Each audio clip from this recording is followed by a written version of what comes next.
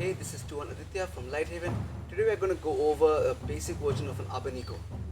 So I've often heard this strike called a Vitic. I myself have also called it a Vitic.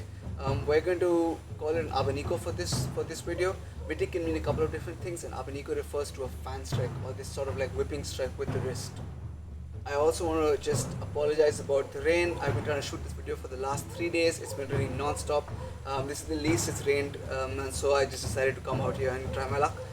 So beforehand, I just want to apologize about the rain. I'm going to be sharing 2 simple drills by which you can learn this strike. And in the next video on Saturday, I'm going to show you a way that you can combine your Abanicos with your slashes and thrusts, whether you're fighting or whether you are just free-flowing. Before we begin though, it would mean a lot if you subscribe to the channel. At the end of the video, if you liked what you saw, if you learned from what you saw, please do like and share this video. If you have anything to add to the discussion, please leave that in the comments down below. If you have any questions or requests for future videos, please also leave that in the comments down below. All of these things really help out the school a lot. We've also restarted our residential program, so if you would like to come to Goa to train with us in Pikiti in person, live with us at the school and train with us, please get in touch with us through the link that I'm going to leave down below. Before we begin, I just want to stress that it's going to take a while for your body and your wrists in particular and arm in particular to get used to this movement. So make sure you're using sticks that are not too heavy, that are not too thick, and make sure that you're not going too hard, too fast. You want to slowly build up the strength in your wrist. The first drill that we're going to do is borrowed directly from our 64 attacks. What I want you to do is I want you to start with your legs sort of parallel to each other. The footwork we're going to use for this first drill is your side stepping.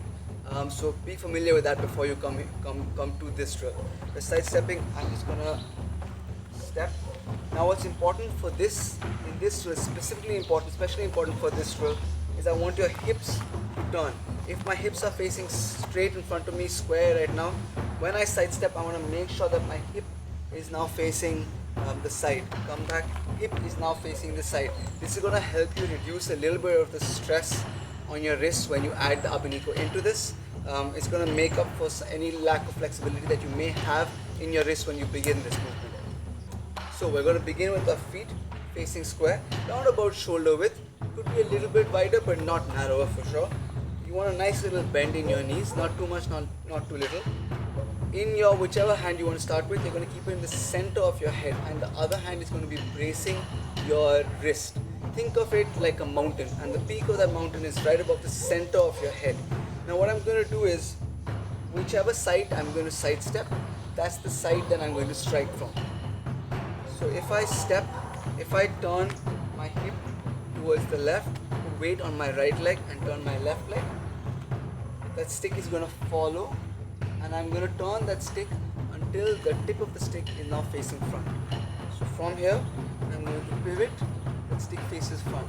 As I come back, the stick is again going to come back to its original position. Now the other side, pivot until the tip of the stick is facing in front. Come back. Side step, come back. Side step, come back. Side step, come back. Side step, come back. Now by side stepping again, I am protecting my wrist a lot. I'm not going to get that full whipping motion until I am ready for it. As you get more and more comfortable with this, you can increase the amount that you whip this stick. So I can, and now from here, I'm no longer stopping here. I am hitting, side stepping, hitting, side stepping and hitting. And this is going to put more pressure on my wrist. But I want to make sure that the tip of that stick is facing my opponent. Tip of that stick is facing my opponent. And as you get more flexible, if you want, you can hit a little bit more as well. So instead of stopping here, I stop here. Instead of stopping here, it comes till here. So I'm really whipping that stick.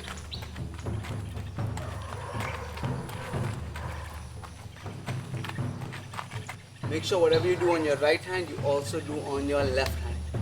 Once you're comfortable with this basic version, now we're going to add some sort of targeting into it. So I want you to go back to your clock. I want you to imagine the clock again. So 12 o'clock, 6 o'clock, 3 o'clock, 9 o'clock. We are going to hit every one of the clock faces except the 2 vertical clock faces. So we're going to start again. Feet are square. Hands above my head. Stick is facing behind me. I'm going to brace my other hand on my wrist as support.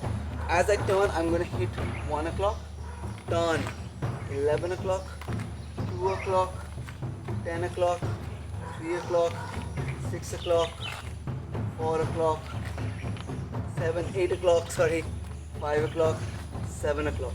So I'm learning how to do this strike both in front of me and then below me, straight down as well. Because you can use this strike when you're fighting. You can use it like this, you can use it like this when propping it on someone's hand. So you're learning to do this. So you're learning to do the Abanico in all these different angles, not just parallel to the ground, but also lower down. So you're hitting the clock faces or except the vertical clock faces. So once again, 1 o'clock, 11 o'clock, 2 o'clock, 10 o'clock, 3 o'clock, 9 o'clock, 4 o'clock, 8 o'clock, 5 o'clock, and 7 o'clock.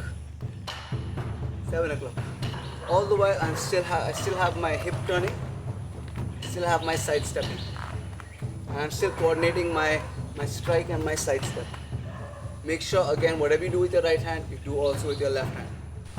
The next drill, you're going to keep whichever hand the weapon is, that leg in front. The other leg is going to be at the back in your sort of bladed position. I'm going to keep my weapon hand tucked against my body. The other hand again is going to be supporting that wrist.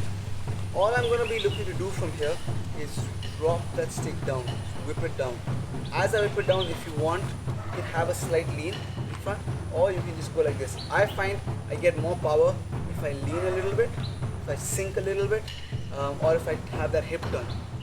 For now, you can just have that little lean.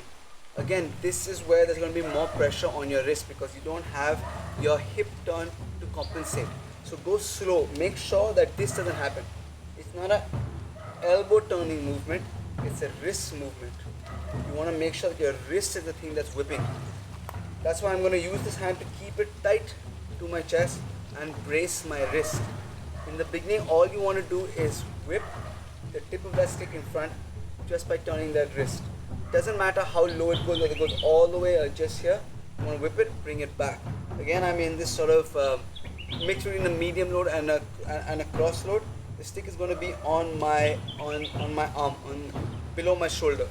From here, down, come back, down, come back, down, come back. As you can see, I'm keeping my arm tight to my body. Down, come back, down, come back, down, come back.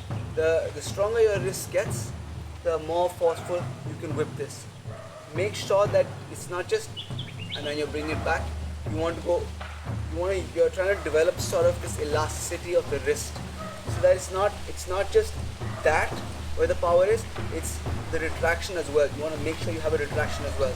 Be very careful when you do this movement that you don't smack your face this way or you don't smack your face on the way back.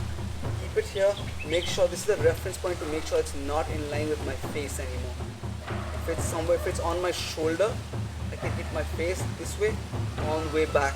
If it's here below my shoulder, not on my shoulder, below my shoulder, keeps me a bit safer. But even then you can make mistakes, so make sure you don't hit your face. Whip, back, hit, come back, hit, come back, hit, come back.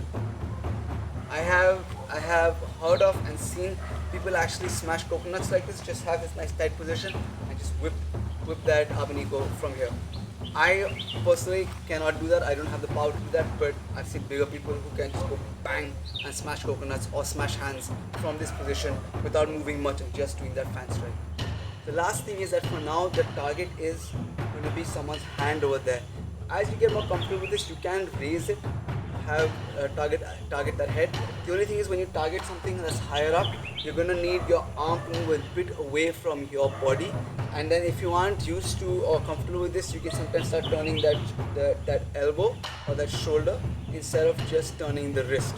If I have this nice and tight, then now I know that I'm turning that wrist. So for now, imagine there's a hand in front of you, and you're targeting that hand. As you get more comfortable with it, you can then target that head as well. There are variations of this movement where you are not moving the wrist, you're not striking from the wrist, but you are moving that shoulder. That requires a whole different set of body mechanics. We're not going to touch that right now. For today, all we're working on is that wrist-based Abanico or fan strike. Thank you guys so much for watching. If you like what you saw, if you learned from what you saw, please do like and share this video. Please do subscribe to the channel. These things help out the school and the channel a lot. If you have anything to add to the discussion, leave it in the comments below. If you have any questions or requests for future videos, please also leave that in the comments down below. As I said earlier, we have restarted our residential program, so if you want to come to Goa and train in bikini with us in person, live with us, train with us, then check out the link down below, get in touch with us, and we'll figure out a way to get you down here. Thank you guys, and see you in the next video.